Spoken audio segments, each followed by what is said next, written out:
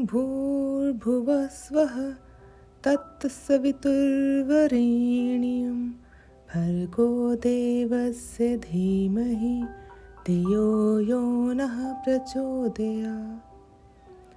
आज इस वीडियो में हम महर्षि विश्वामित्र की गायत्री मंत्र की प्राप्ति की कथा के बारे में विस्तार से जानेंगे। चलिए इस कथा को सुनते हैं। आगे हम गायत्री मंत्र के जन्म की कथा जानेंगे, जो मैंने कहीं सुनी थी। यह कथा एक बहुत प्रसिद्ध साधु विश्वामित्र की है। पुराने समय में विश्वामित्र नाम का राजा का बहुत विशाल राज्य था। अब उसने अपने राज्य का भ्रमण करने के बारे में सोचा। चलते चलते वह वशिष्ठ ऋषि के आश्रम में आ गए। वशिष्ठ ईश्वर को जानने वाले ऋषियों को दी जाने वाली सर्वोच्च उपाधि है। जब कोई इस अनुभूति की एक निश्चित अवस्था तक पहुंच जाता है कि ईश्वर उसके माध्यम से बोलता है और उस व्यक्ति की इच्छा ईश्वर की इच्छा बन जाएगी, उस व्यक्ति को विशिष्ट कहा जाता है। जब विश्वामित्र वशिष्ठ के आश्रम आए तो ऋषि वशिष्ठ ने विश्वामित्र को आश्रम में आराम करने तथा भोजन करने का अनुरोध किया। ऋषि वशिष्ठ का आश्रम विश्वामित्र की सेना के अनुसार छोटा था तथा विश्वामित्र को आश्चर्य हुआ कि ऋषि वशिष्ठ इतनी बड़ी सेना को कैसे भोजन कराएंगे। परंतु ऋषि वशिष्ठ के अनुरोध को विश्वामित्र ने मना नहीं किया। कुछ ही समय में ऋषि वशिष्ठ ने विश्वामित्र तथा उसकी सेना के सामने स्वादिष्ट पकवानों के साथ भोजन हाजिर कर दिया। इसे देख विश्वामित्र हैरान हुए। फिर विश्वामित्र ने इस सब भोजन का रहस्य वशिष्ठ से पूछा तो ऋषि वशिष्ठ ने बताया कि उसके पास कामधेनु गाय है जो अपने स्वामी की सभी इच्छाओं या कामनाओं की पूर्ति करती है। तब विश्वामित्र ने वशिष्ठ को कहा कि वह अपनी कामधेनु गाय उसे दे दें, परंतु ऋषि वशिष्ठ ने गाय देने को मना कर दिया। गुस्से में आकर विश्वामित्र ने ऋषि वशिष्ठ के आश्रम पर आक्रमण कर दिया। ऋषि वशिष्ठ ने कामधेनु को अपने आश्रम की रक्षा के लिए कहा तो कामधेनु ने एक बड़ी सेना के साथ विश्वामित्र की सेना को मार दिया। इस पर विश्वामित्र ने ऋषि वशिष्ठ को गुस्से तथा घमंड में कहा कि वह दोबारा वापस आएगा। इस बात का अंत अभी नहीं हुआ। तदुपरांत विश्वामित्र हिमालय में जाकर एक टांग पर 1000 साल की शिव तपस्या में लग गए। वह केवल वहां पत्ते खाते थे। शिव भगवान प्रकट हुए तथा उन्होंने विश्वामित्र को उसकी इच्छा अनुसार संहार करने का वर प्रदान कर दिया।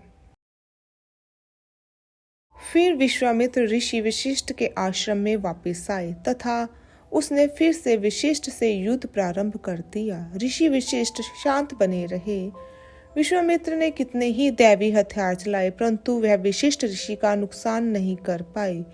विश्वामित्र ने यह अनुभव किया कि ब्रह्मास्त्र भी ऋषि वशिष्ठ का कुछ नहीं कर पाएगा, क्योंकि ऋषि वशिष्ठ अपनी साधना तथा भक्ति की वजह से देवताओं के समान हो गए थे। वशिष्ठ ऋषि की इच्छा ही ब्रह्मांड की इच्छा है। अपनी गलती को समझते हुए विश्वामित्र ने ऋषि वशिष्ठ से विनम्रता तथा पश्चाताप महसूस करते हुए कहा कि वह दोबारा फिर आएगा। फिर से विश्वामित्र हिमालय गया तथा भगवान ब्रह्मा के मंत्रों का उच्चारण कर तप करने लगा। यह सब अब वह ब्रह्मांड के ज्ञान के लिए करने लगा।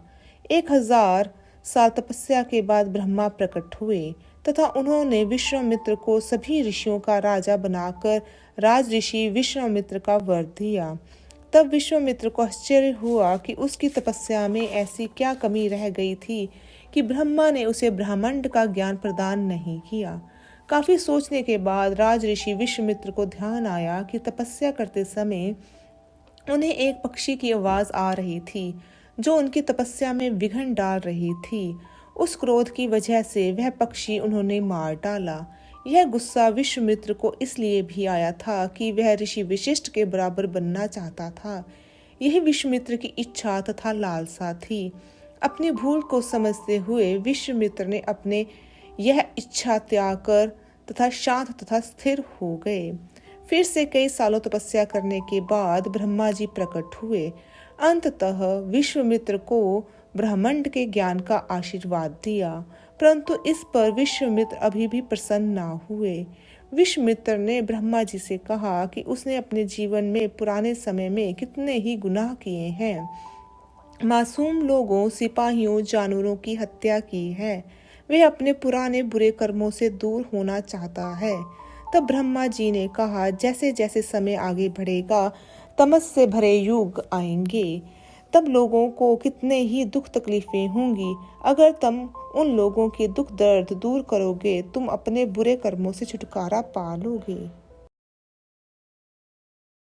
तब विश्वामित्र ने कितने ही वर्षों ध्यान लगाया ताजो वह लोगों के दुख तकलीफों को दूर करने का समाधान ढूंढ सके। कितने ही सालों के बाद जब वह गहन ध्यान में लगा हुआ था, उसे एक दैवी आवाज में मंत्र सुनाई दिया। यह गायत्री मंत्र था। तब विश्वामित्र ने यह ज्ञान सारे संसार में बांटा। ध्यान देने वाली बात है, यह ठीक नहीं कि विश्वामित्र से पहले गायत्री मंत्र इस ब्रह्मांड में नहीं था, परंतु विश्वामित्र की साधना तथा शुद्ध इच्छा की वजह से ही यह गायत्री मंत्र से जुड़ सके तथा वह मंत्र हम लोगों तक पहुंचा सके। इस सब के बाद ऋषि वशिष्ठ महर्षि विश्वामित्र के सामने प्रकट हुए तथा विश्वामित्र को बताया कि तुम अपने पुराने सभी बुरे कर्मों से मुक्त हो गए हो। तुमने जो गायत्री मंत्र इस संसार को दिया है, उसके लिए तुम हमेशा याद किए जाओगे। यह विश्वामित्र तथा ऋषि वशिष्ठ भगवान श्री राम के गुरु भी हुए हैं। माना जाता है इस मंत्र के बल पर ही महर्षि ने एक नई सृष्टि का निर्माण किया। इसी से पता चलता है यह मंत्र कितना शक्तिशाली है। महर्षि विश्वामित्र ने यह तपस्या हरिद्वार के शांति कुंज आश्रम के गायत्री परिवार में की थी।